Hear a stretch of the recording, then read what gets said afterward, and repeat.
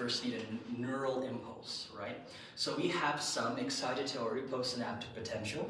A nerve impulse travels down, and then it activates these voltage-gated calcium ion channels. Once these voltage-gated calcium ion channels open, it allows for an influx of calcium. And this influx of calcium, Ritesh, causes what? The release of? Neurotransmitter. Which neurotransmitter?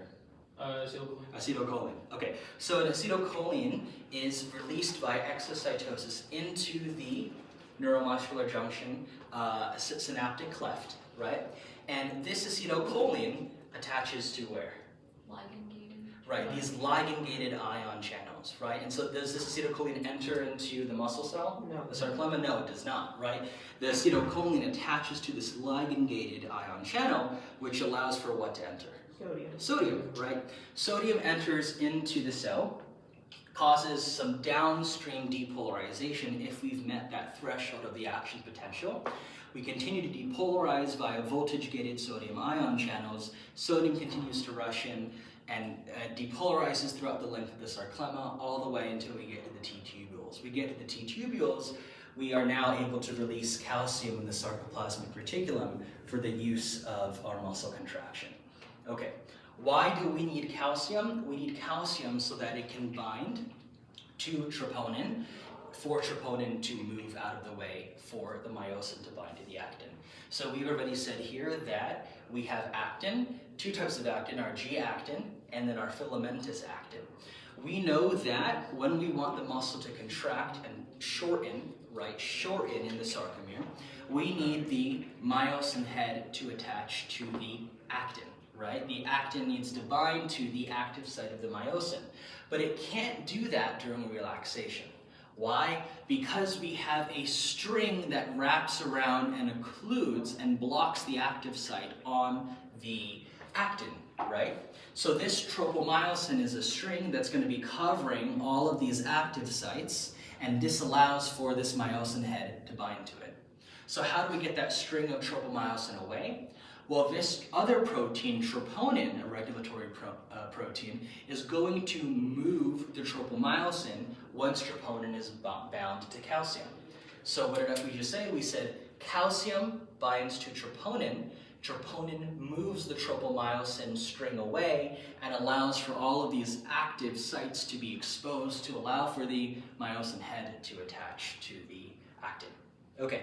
Now we know that we have this exposed, the myosin head can now attach not only to ATP, but attach to the actin site and allow for it to cock back. Every single time it cocks back, it releases and liberates an inorganic phosphate because it's this highly unstable molecule of ATP that stores that energy. This releases and it continues to do that as it brings it closer to where? What's this called? The H node? We're all shortening and moving towards the what? Amyloid? The M line.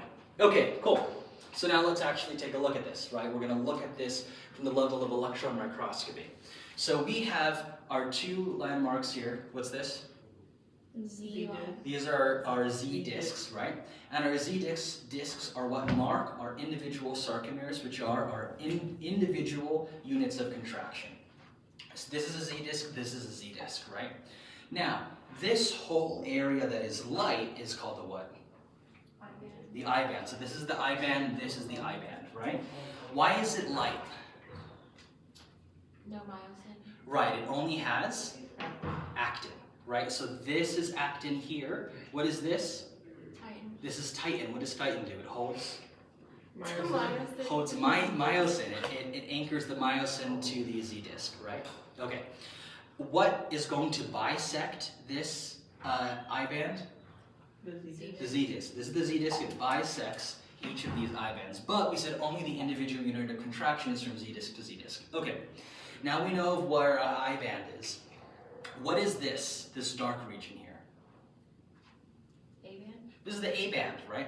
And this A-band is darker on the edges. Why is it darker on the edges? Overlap with actin and myosin. Because we have the overlap of myosin and actin. The overlapping of actin and myosin causes the darker on the edges. Within this whole A-band, there is a lighter what? H zone. H zone. And why is it slightly lighter here? No overlap. There's no overlap, it's only Myosin. myosin. So I bands are only, Actin, and H zones are only. myosin. Nice. And then what is in the center? M line. The myomesin line, which is where we're moving in towards, right? Okay, so now we see this is during relaxation. What happens during contraction? What just happened to my Z discs?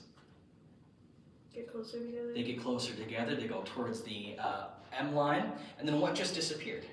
H zone. The H zone disappeared. Why did it disappear? Because there's more overlap. Right, because we have more overlap of the myosin and the actin. Or there is complete overlap here, right? Whereas our H zone only had what? Myosin. Myosin only, right? And so we look at this together, right? What did we see here? We went from, we have our A bands. Does this, what happens to the length of the A band? Stays the same. Stays the same. So the A band's gonna stay the same, the H zone disappears, and what happens to the I band? Shortens. It shortens, right? It gets smaller. Okay? And so that's where we just went from the level of the neuromuscular junction, right, of a muscle fiber, right, seeing how this release of acetylcholine causes depolarization all the way to the level of the sarcoplasmic reticulum, which liberates calcium for us to use in our sliding filament model. Okay? Yay! Okay.